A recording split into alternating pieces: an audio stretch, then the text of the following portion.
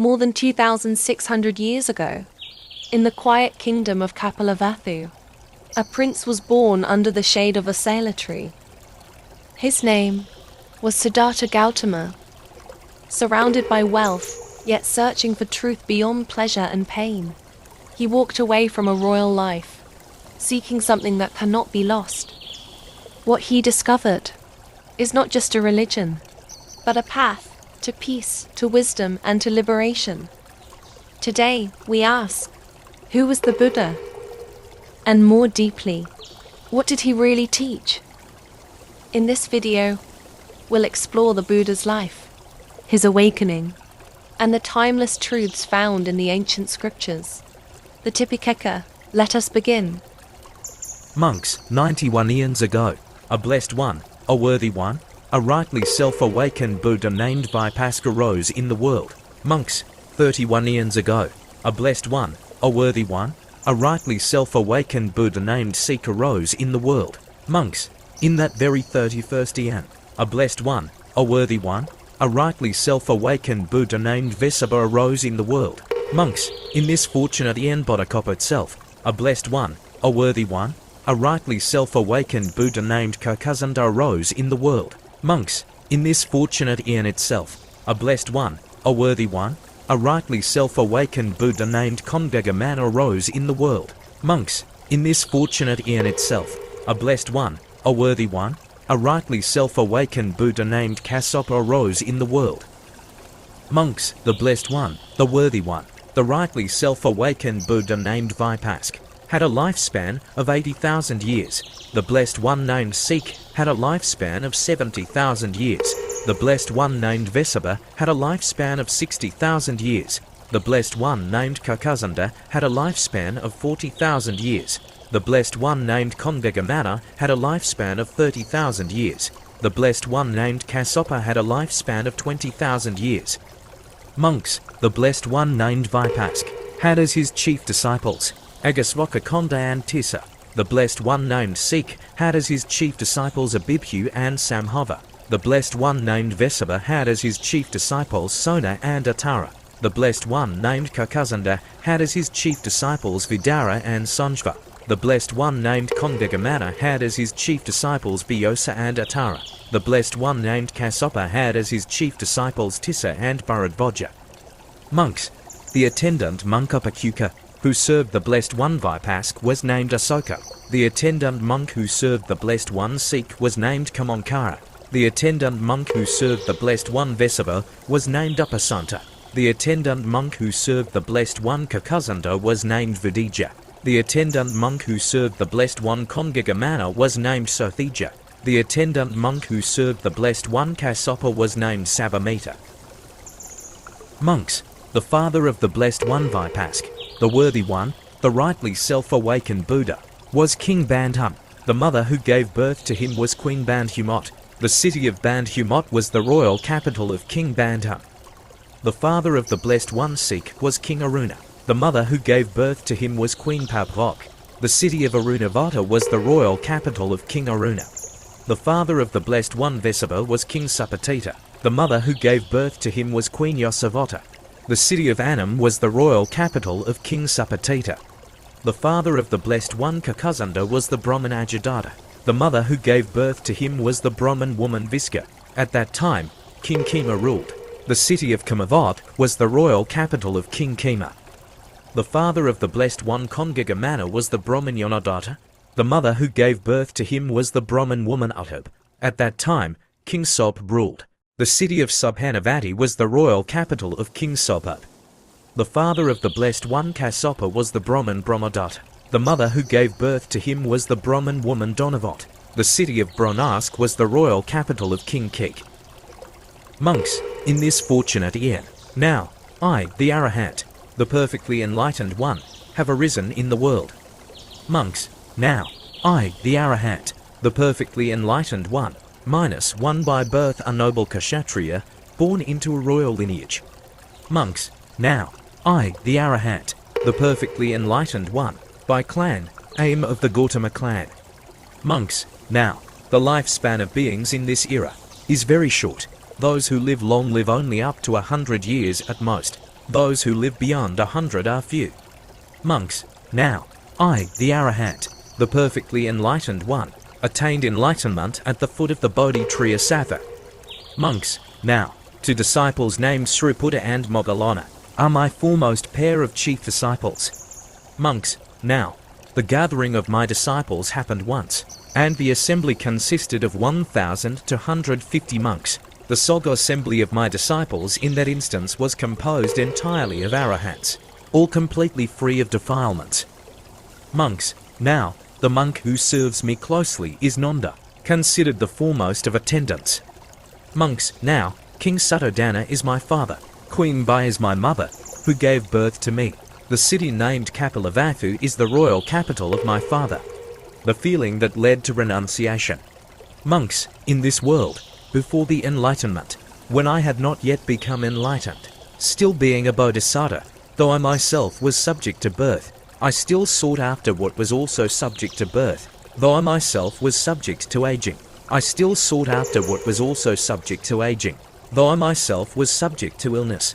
I still sought after what was also subject to illness, though I myself was subject to death. I still sought after what was also subject to death, though I myself was subject to sorrow. I still sought after what was also subject to sorrow, though I myself was surrounded by defilement. I still sought after what was also surrounded by defilement. Monks, what, then, are those things which are by nature subject to birth, subject to defilement? Monks, sons and wives are by nature subject to birth, subject to defilement. Female and male slaves are by nature subject to birth, subject to defilement. Goats and sheep are by nature subject to birth, subject to defilement. Fowl and pigs are by nature subject to birth, subject to defilement. Elephants, cattle, horses, and donkeys are by nature subject to birth, subject to defilement. Gold and silver are by nature subject to birth, subject to defilement. All that humans exalt and cling to, these are indeed things subject to birth, subject to defilement. People in this world are immersed in these things, intoxicated by them, submissive to them. Therefore, even though they themselves are subject to birth, subject to defilement, they still seek after things that are subject to birth, subject to defilement. Monks, this thought then occurred to me. Why do I, who am subject to birth, subject to defilement, still seek after things that are subject to birth, subject to defilement? Why don't I, having seen the danger and baseness of what is subject to birth, subject to defilement, seek the unborn, undefiled, the ultimate peace of Nibbana, free from bondage, incomparable? Monks, at another time, still young, with hair black, endowed with the prime of youth, in the prime of life, while my mother and father did not consent, were crying and weeping with tear-streaked faces, I shaved off my hair and beard, put on the ochre robe, and went forth from the household life into homelessness. Bharadvaja, in this world, before enlightenment, when I had not yet attained awakening, still being a bodhisattva, this thought arose in me: household life is crowded, a path of dust. The life gone forth is open space. It is not easy, living at home, to lead the pure and perfect holy life, as polished as a conch shell. Suppose I were to shave off my hair and beard, put on the ochre robe, and go forth from the household life into homelessness. Bharadvaja, at another time, I still young. The going forth. Prince, in the past, before my enlightenment, when I had not yet attained enlightenment and was still a bodhisattva, this feeling arose within me. Truly, that which is called happiness, it is not easily attained by anyone. Thus I thought. Prince, on another occasion, while I was still young, with black hair, in the prime of youth, endowed with the blessings of youth, though my mother and father did not wish it, though they were weeping with tearful faces, I shaved off my hair and beard, donned the saffron robe, and went forth from the household life into homelessness. At the age of not yet full 30 years, I went forth in renunciation, seeking what is wholesome, what is unwholesome. Thus I sought. What was realized? Because there are two extremes which one who has gone forth ought not to approach.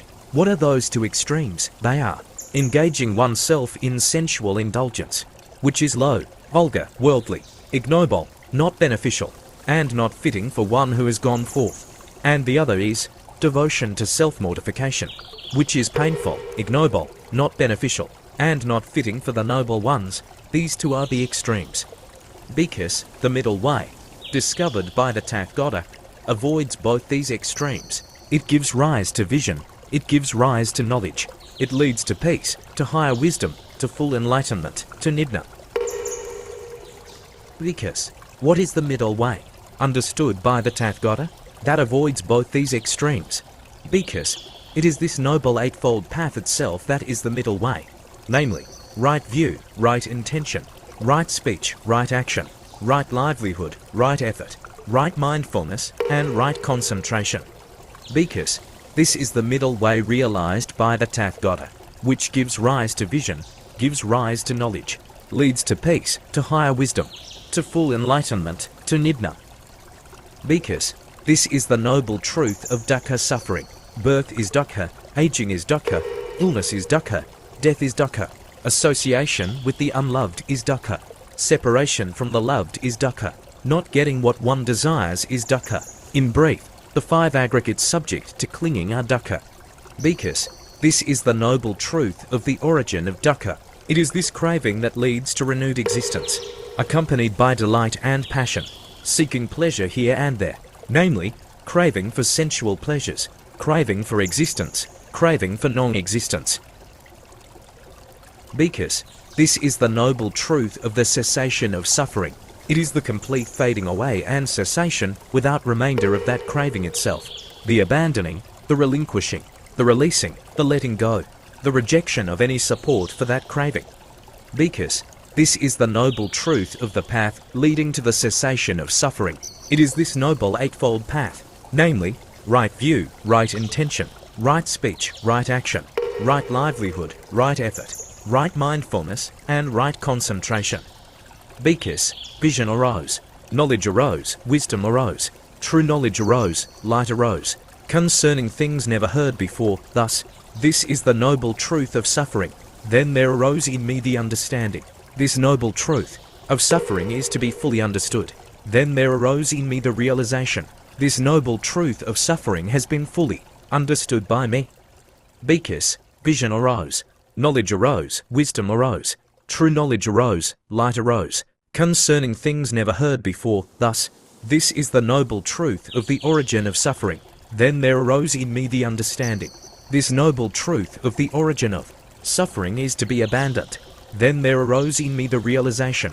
This noble truth of the origin of suffering has been abandoned by me. Because vision arose, knowledge arose, wisdom arose, true knowledge arose, light arose, concerning things never heard before. Thus, this is the noble truth of the cessation of suffering. Then there arose in me the understanding. This noble truth of the cessation of suffering is to be realized. Then there arose in me the realization.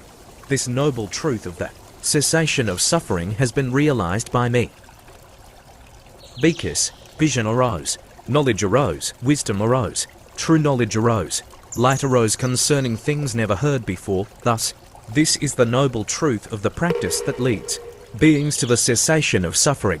Then there arose in me the understanding. This noble truth of the practice that leads beings to the cessation of suffering is to be brought into being. Then there arose in me the realization.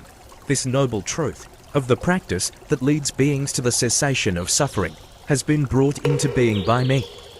Because, for as long as our true knowledge and vision concerning the Four Noble Truths, with 3 turnings and 12 aspects, was not thoroughly purified in this way, for just so long did I not claim to have fully awakened to unsurpassed, perfect enlightenment in this world with its devas, maras, brahms, in this generation with its recluses and brahmins, its devas and humans. Because, but when our true knowledge and vision concerning the Four Noble Truths, with 3 turnings and 12 aspects, was thoroughly purified in this way, then I claimed to have fully awakened to unsurpassed, perfect enlightenment in this world with its devas, maras, brahms, in this generation with its recluses and brahmins, its devas and humans. Because, being myself subject to birth, aging, sickness, death, sorrow, and defilement, I understood the danger in those things that are subject to birth, aging, sickness, death, sorrow, and defilement. Having understood this, I sought the unborn, unaging, undiseased, deathless, sorrowless, undefiled, supreme security from bondage Nidna, and I attained that Nidna. Furthermore, knowledge and vision arose in me. My liberation is unshakable. This is my last birth. There is now no more becoming.